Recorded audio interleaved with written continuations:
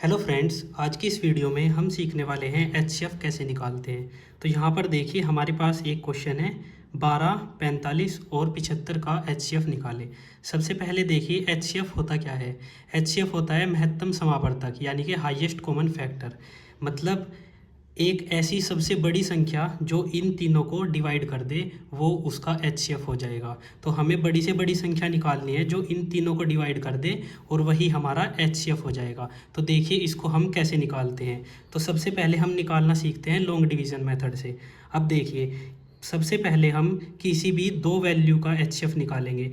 आप 12 और 75 का भी निकाल सकते हैं, 12 और 45 का भी निकाल सकते हैं। तो मैं यहाँ पर इन दोनों वैल्यूज़ को पहले ले लेता हूँ, ठीक है। तो हमें क्या करना है, हमें सिंपल डिवाइड करना है जैसे हम करते आए हैं। अब देखिए 45 को अंदर लिख दीजिए क्योंकि बड़ी वैल्यू को हम अंदर लिखते हैं जब भी हम डिवाइड करते हैं। और जो छोटी वैल्यू है वो कौन सी है, 12। तो 12 को हम बाहर लिख देंगे। अब देखिए सिंपल डिवाइड करिए, 12 दूनी 24, 12 तिया 36, 12 चौक 48। तो ये 3 बार कटेगा, ठीक है। आप 12 का टेबल पढ़िए तो 3 बार कट जाएगा, ये आ जाएगा 36, ठीक है। क्योंकि अगर हम 4 बार काटेंगे तो 48 आएगी वैल्यू जो कि 45 से बड़ी हो जाएगी। अब देखिए इसको नॉर्मल घटा दीजिए, घटाने पर हमें क्या वैल्यू मिलेगी, घटाने पर हमें 9 मिल जाएगा, ठीक है। अब देखिए अब फिर हमको डिवाइड करना है। अब डिवाइड के लिए ये जो हमारे पास वैल्यू थी ये 12, ये वैल्यू हमारी यहाँ पर अंदर आ जाएगी, ठीक है। अब इसको डिवाइड करिए, 9 एकम 9, ये एक बार चलेगा, ये यहाँ पर 9 आ जाएगा। अब फिर ऐसे ही हमको माइनस करना होगा। तो जब हम इसको माइनस करेंगे तो हमें वैल्यू क्या मिलेगी, 12 में से आप 9 घटाइए तो वैल्यू मिल जाएगी 3, ठीक है। अब इस 3 से हमें किसको डिवाइड करना होगा, जैसे हमने पहले 12 को डिवाइड किया था ऐसे ही हम किसको डिवाइड करेंगे, अब ऐसे ही हम 9 को डिवाइड करेंगे। तो 9 को अंदर लिख दीजिए यहाँ पर, ठीक है। अब देखिए 3 तिया 9 यानी कि 3 बार पूरा पूरा कट जाएगा, 9 आ गया, ठीक है। तो अब इसको माइनस कीजिए, माइनस करने पर वैल्यू मिली 0। अब देखिए इन दो, ये जो दो वैल्यू थी हमारे पास 12 और 45, इनका एचसीएफ क्या हो जाएगा, इनका एचसीएफ हो जाएगा 3। क्योंकि जब हमने 3 से लास्ट टाइम डिवाइड किया तो हमें जो रिमाइंडर मिला वो 0 मिला, इसलिए इनका जो एचसीएफ हो जाएगा वो हो जाएगा 3, ठीक है। अब देखिए इन दो वैल्यू का हमें एचसीएफ 3 मिल गया। तो हमें एचसीएफ निकालना है तीनों वैल्यू का।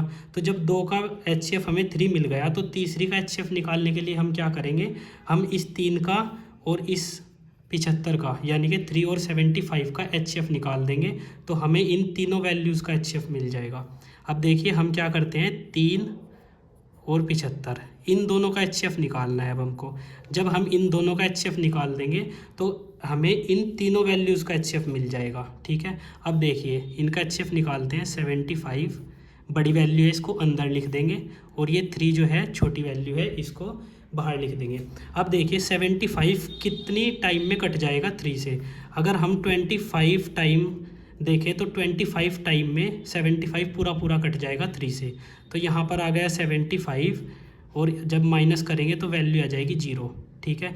तो आप यहाँ पर देख सकते हैं, अगर आपको थोड़ा भी कन्फ्यूजन है, 25 इंटू 3 75 होता है, ठीक है। तो यहाँ पर हमें 0 मिल गया। अब मैंने आपको यहाँ भी बताया था जब हमें रिमाइंडर 0 मिल जाएगा उस टाइम जो हमारा यहाँ पर वैल्यू होगी वही हमारी एचसीएफ होगी। तो देखिए यहाँ पर हमें 0 मिला, तो यानी कि जो 3 है यही हमारा एचसीएफ हो जाएगा, यानी कि 3 एचसीएफ हो जाएगा इन तीनों वैल्यू का, 12, 45 और 75 का एचसीएफ 3 हो जाएगा।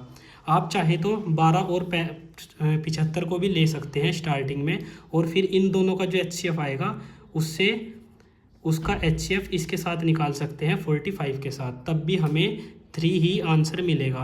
आपके लिए ये होमवर्क है, प्लीज़ इसको कीजिए और कमेंट सेक्शन में बताइए कि आपका आंसर 3 आ रहा है क्या। थैंक यू फ्रेंड्स, आज के लिए इतना ही, मिलते हैं नेक्स्ट वीडियो में। और अगर चैनल पर नए हो तो प्लीज़ चैनल को सब्सक्राइब कीजिए।